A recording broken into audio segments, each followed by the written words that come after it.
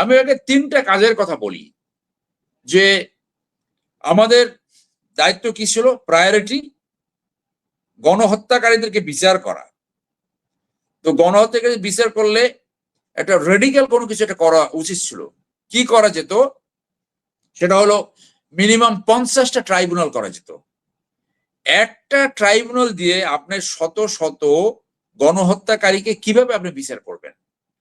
এটার উদাহরণ কোথায় রয়েছে? লন্ডনে।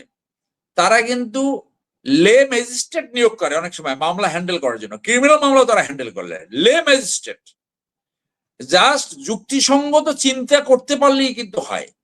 আমাদের দেশে 50,000 লয়ার রয়েছে। আপনার তো 50টা ট্রাইব্যুনাল করতে কোনো বাধা ছিল না।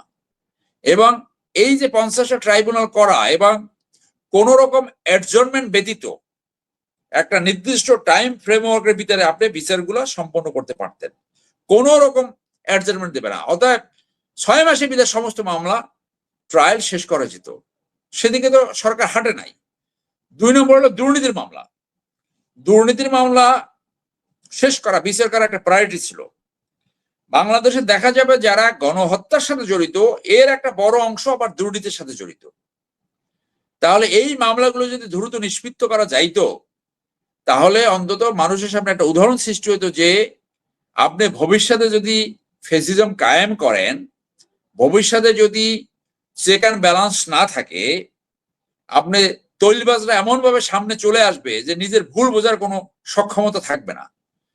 তো তাহলে সেই ফ্যাসিজম পতন হতে তো আবার সেই অভ্যুত্থান হতে পারে। তাহলে যদি এই 200 বড় গণহত্যাকারী এবং দুর্নীতিবাজের বিচার হতো তাহলে একটা উদাহরণ সৃষ্টি হতো যে তুমি যদি আবার ফ্যাসিজম করো, দুর্নীতিতে লিপ্ত হও, তাহলে তোমার বিচারের সম্মুখীন হতে হবে।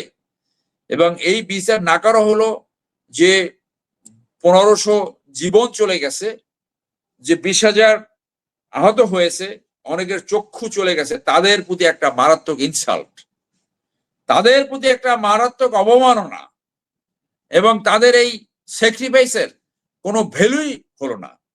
আর একটা বড় কাজ ছিল কি যে ফ্যাসিজম যে প্রশাসনের নেটওয়ার্ক, প্রশাসনের যে সেটআপ, সেই সেটআপটাকে ভাঙার জন্য আরেকটা কি দায়িত্ব ছিল?